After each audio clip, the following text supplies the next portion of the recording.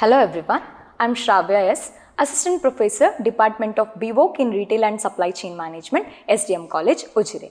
In this session, let's understand the differences between a private company and a public company.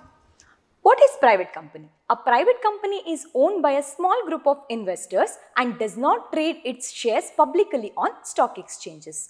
It is not required to disclose its financial information to the public. So let's take a look into the meaning of public company. A public company is owned by public shareholders and trades its shares on stock exchanges. It is required to disclose its financial information and business operation to the public. So let's take a look into the differences between a private company and a public company. So there are various differences. So we'll take into a look. The first one is formation. The formation of a private company is easy. So it means that the procedures and the rules which will be followed at the time of forming a private company will be easy, whereas the formation of a public company will be difficult. Second one is name of the company. The name of a private company must end with the words private limited, but the name of a public company must end with the word limited. The third one is number of members. In a private company, the minimum number of members is 2 and the maximum is 200, exclusive of members who are its present or past employees. But in a public company, the minimum number of members will be 7 and the maximum is unlimited. The next one is minimum paid up share capital.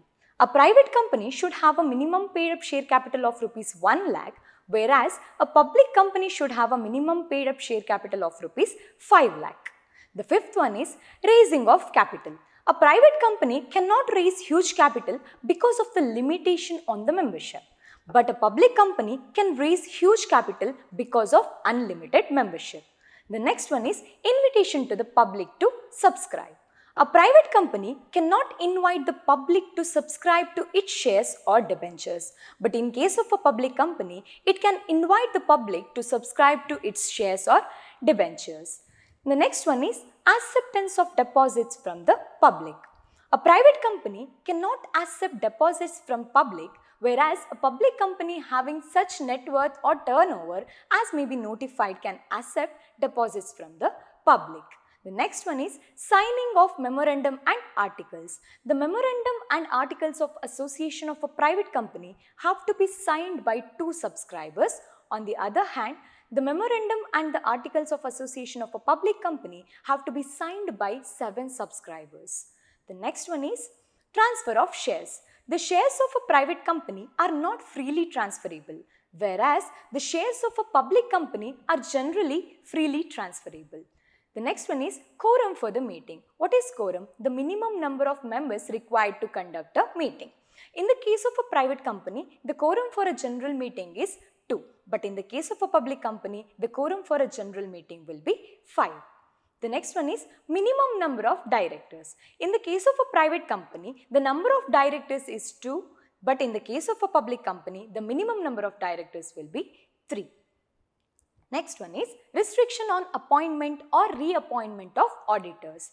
In the case of a private company, there is no restriction on the appointment or reappointment of auditor. But in the case of a public company, there will be some restriction on the appointment or reappointment of the auditor.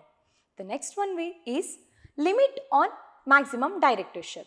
In the case of a private company, its directorship is not included in the limit of a maximum directorship a person may hold.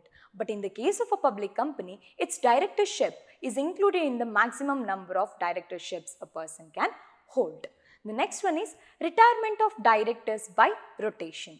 The directors of private company need not to be retired by rotation, but the directors of a public company must retire by rotation every year. And the next one is granting of financial assistance. A private company can give financial assistance like loan or security to a person for purchasing of its own shares, but a public company cannot do so. So these are the various differences between private and public company. Thank you so much. Thank you for your patient listening.